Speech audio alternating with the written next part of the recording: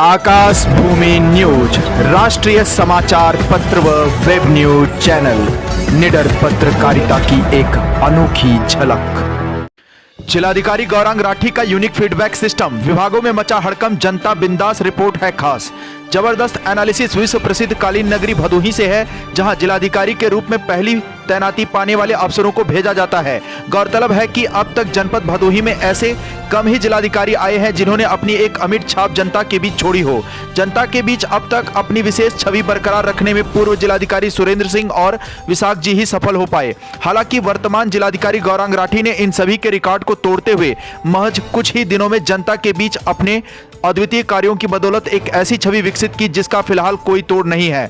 इसका कारण यह है कि जहां एक तरफ जिलाधिकारी ने बृहस्पतिवार को जन संवाद दिवस के रूप में मामलों को हल करने में फीडबैक सिस्टम को सफल बनाने में अपनी पूरी ताकत झोंक दी है, वहीं दूसरी तरफ जिलाधिकारी गौरांग राठी का एक अनोखा अंदाज लोगों के बीच चर्चा का विषय बना हुआ है।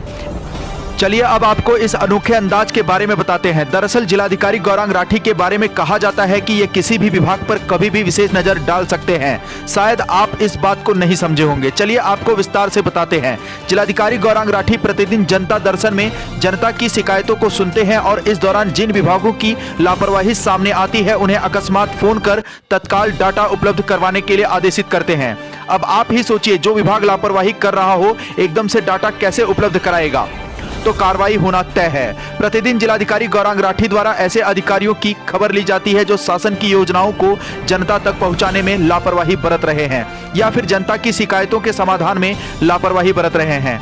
जिलाधिकारी गौरांग राठी जनपद के एकमात्र ऐसे जिलाधिकारी हैं जिनके जनपद में आगमन के बाद से ही अग्नि परीक्षा शुरू हो गई। हालांकि सत्कर्म और निष्ठा जिसके पास हो वह किसी भी अग्नि परीक्षा से गुजर सकता है। इसका जीता जागता उदाहरण जिलाधिकारी गौरांग राठी ने औराई अग्निकांड में प्रस्तुत किया। न सिर्फ जिलाधिकारी ने तत्परता दिखाते हुए समय रहते घायलों को अस्पताल पहुंचाने में अपनी पूरी ताकत झोंक दी, बल्कि पूरे जनपद के सहयोग से इस विकट परिस्थिति में अग्निकांड में झुलसे मरीजों के परिजनों को ढांढस भी बंधाया। इतना ही नहीं, अपनी बौद्धिक क्षमता का प्रयोग करते हुए मीडिया के माध्यम से अफवाहों को फैलने से भी रोका। यह वह समय था जब जिलाधिकारी गौरांग राठी को एक जिलाधिकारी के रूप में मात्र 3 से 4 दिन ही बीते थे। वर्तमान समय की बात करें तो जनपद में सरकारी चिकित्सा व्यवस्था में पहले से काफी सुधार आया है। हम यह नहीं कहते कि पूरी तरह से सुधार आया है, लेकिन जिस तरह से जिलाधिकारी गौरांग राठी ने जनपद में डॉक्टरों की क्लास लगाई है उससे पहले से चिकित्सा व्यवस्था काफी चुस्त दुरुस्त हुई है। हालांकि जनपद के चिकित्सा व्यवस्था को एक नए आयाम तक ले जाने में अभी काफी समय लगेगा। इसका कारण यह है कि जनपद में अभी तमाम चिकित्सा व्यवस्थाओं की कमी है।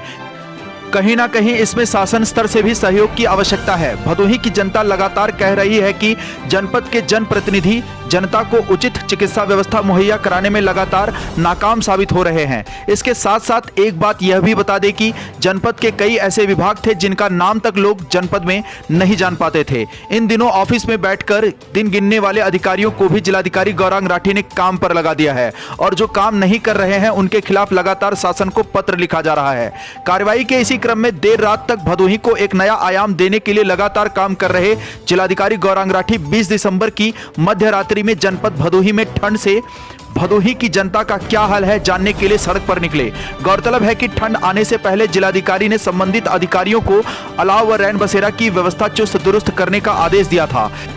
जैसा कि आप जिलाधिकारी गौरांग राठी के अंदाज से चिर परिचित हैं, आदेश देने के बाद जिलाधिकारी गौरांग राठी हुक्म की कितनी तामील हुई है इसकी पड़ताल जरूर करते हैं। इसी क्रम में उन्होंने जनपद के अलग अलग हिस्सों में रैन बसेरा और अलाव की व्यवस्था की मुकम्मल जांच की। सर्द की ठंड में जिलाधिकारी गौरांग राठी ने मध्य रात्रि में गोपीगंज नगर पालिका परिषद के कार्यालय में बनाए गए अस्थायी रैन बसेरा, ज्ञानपुर रोड स्टेशन, गोपीगंज बस अड्डा सहित अन्य स्थलों पर रैन बसेरा व अलाव की व्यवस्था का निरीक्षण किया। रैन बसेरा में विश्राम कर रहे मुसाफिरों से हाल चाल लेते हुए उनका कुशलक्षेम पूछा। निरीक्षण के दौरान उन्होंने बुजुर्गों, गरीबों, असहायों को कंबल व गर्म वस्त्र भी वितरित किया। जनपद भदोही से सुरेश कुमार मिश्रा के साथ दीपक कुमार मिश्रा की रिपोर्ट।